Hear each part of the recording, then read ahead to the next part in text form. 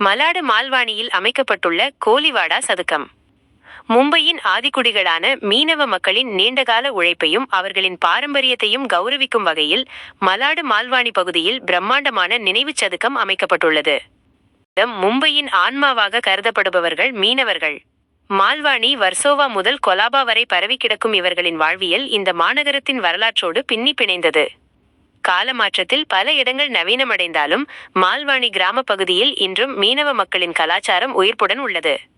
மீனவ மக்களின் அடையாளத்தை அடுத்த தலைமுறைக்கு கொண்டு செல்லும் நோக்கில் மால்வானி சந்திப்பில் மால்வானி கோலிவாடா சதுக்கம் மிக நேர்த்தியாக வடிவமைக்கப்பட்டுள்ளது. இந்த சதுக்கத்தின் மையப்பகுதியில் அமைக்கப்பட்டுள்ள சிலைகள் மீனவ மக்களின் வாழ்வாதாரத்தை பிரதிபலிக்கின்றன. ஒரு மீனவர் கையில் துடுப்புடன் கடலை நோக்கி பயணிக்க தயாராவது போன்ற சிலையும், அவரை தொடர்ந்து ஒரு மீனவ பெண்மணி தலையில் மீன் கூடையை சுமந்து வருவது போன்ற சிலையும் அமைக்கப்பட்டுள்ளன. மீன் கூடையில் மால்வானி கோலிவாடா என்று மராத்தி மொழியில் பொறிக்கப்பட்டுள்ளது. இது அந்த பகுதியின் பூர்வீக அடையாளத்தை பறைசாற்றுகிறது. ஏற்கனவே அமைக்கப்பட்ட நட்சத்திர மின்னொளி கம்பங்களுடன் இந்த சிலையும் இணைந்து அந்த சந்திப்பிற்கு ஒரு புதிய பொலிவை தந்துள்ளது.